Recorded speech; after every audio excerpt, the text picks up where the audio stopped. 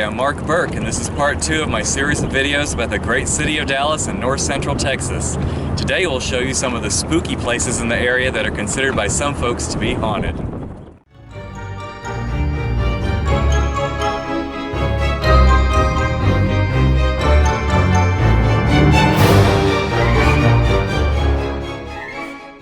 The Sons of Herman Hall here in Deep Ellum offers weekly swing dancing and concerts for music lovers, but the ghost of the former caretaker has been seen here, in addition to some well-dressed ghosts. The next time you come to a concert here, check to see who is sitting beside you enjoying the music.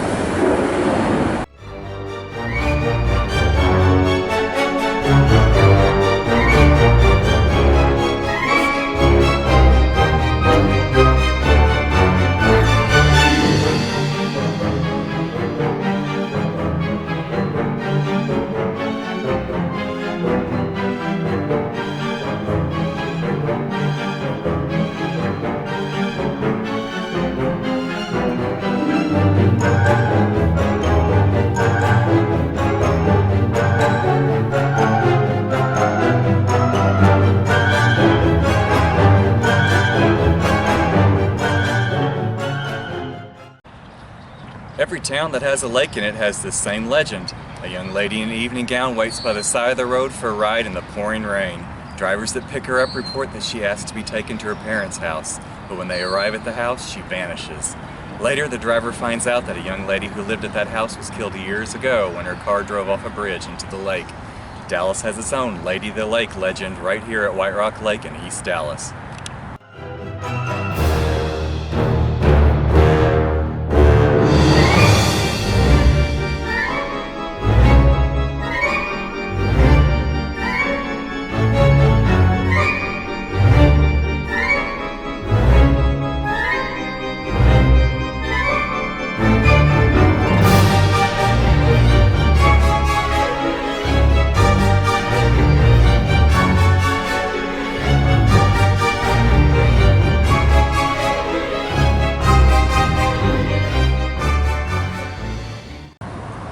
The Millimore Mansion, relocated to the Dallas Heritage Village, was once the home of Texas Lieutenant Governor Barry Miller, who died here in 1933. There have been sightings here of a woman looking out the upstairs bedroom window at night, when the house was supposed to be empty, and visitors hearing the sounds of children laughing in the empty nursery.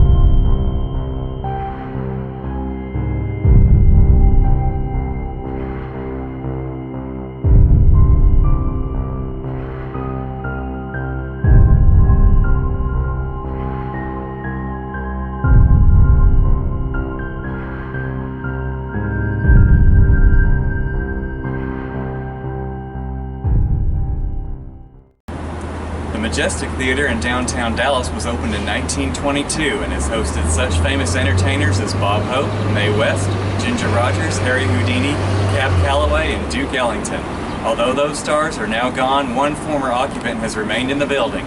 The ghost of a former employee here who is blamed for light fixtures mysteriously turning on, unusually chilly spots in the building, picture frames falling off the wall, and locked doors opening on their own.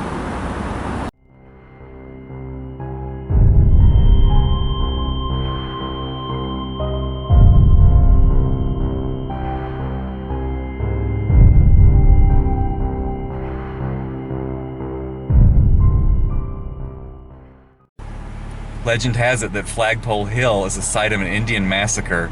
There's a narrow horseshoe-shaped road here, and if you take this road at night, ghostly apparitions throw sticks and stones at you, and the locals say do not take this road at night. You can't turn around on the road, you have to take the whole horseshoe road to get out. So let's do it with a convertible top down.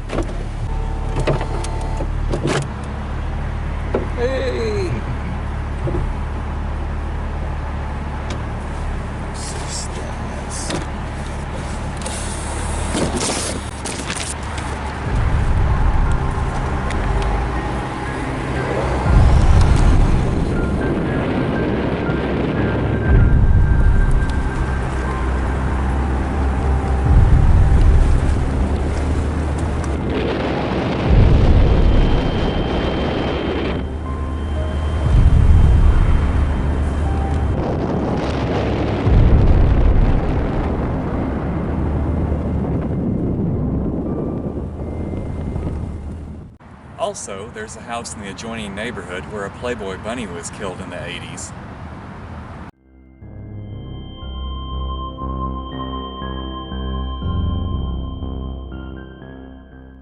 Duffers is a restaurant in Lower Greenville that has some of the best cheese fries in the whole wide world. It's also the site of some spooky activity that was stirred up when the building was renovated in 1987. Strange footsteps, unexpected cold air gusts, and a wandering lady in black have all been reported here. The men's restroom door also flies open by itself.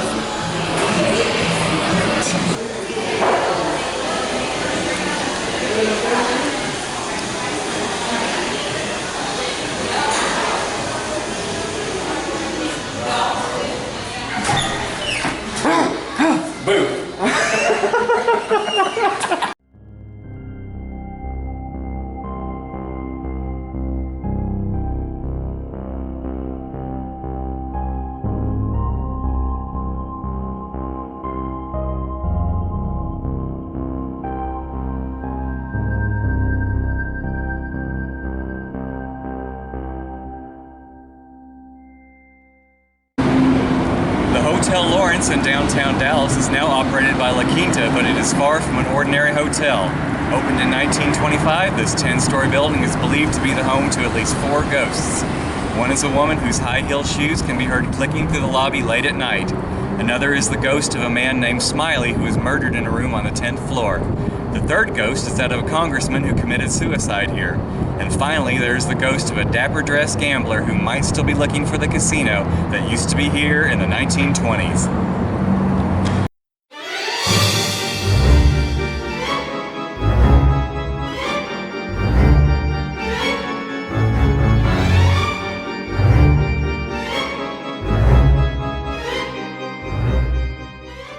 The Adolphus Hotel here in downtown Dallas is home to some ghosts who prefer more upscale surroundings. In particular, hotel guests on the 19th floor report sightings of a jilted bride who is crying and even hear a spooky sounding music box playing songs from the 1930s.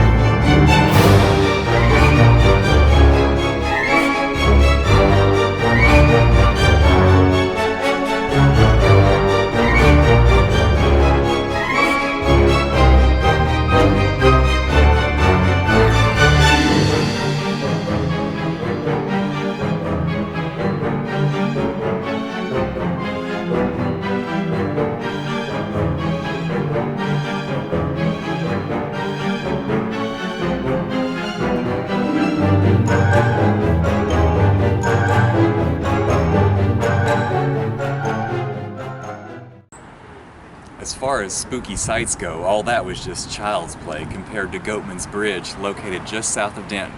The bridge was constructed in 1884 for horse-drawn vehicles. When the age of automobiles arrived, you had to honk your horn to warn oncoming traffic before crossing the one-lane bridge.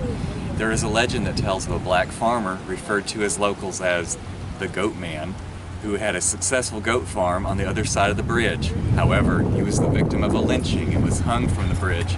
But when the abductors looked over the side of the bridge to see what they had done, all they saw was an empty noose. Now it's said that a half-man, half-goat creature haunts this bridge, and if you honk your horn at midnight, you might see his fiery red eyes in the darkness.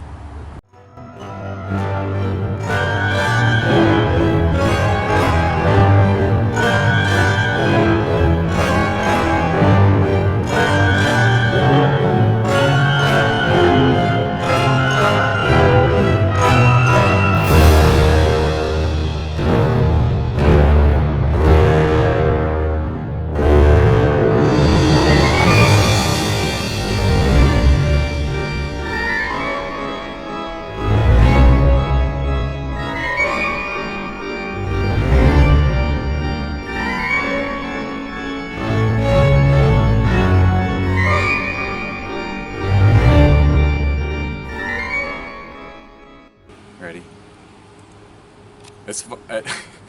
I'll try it again.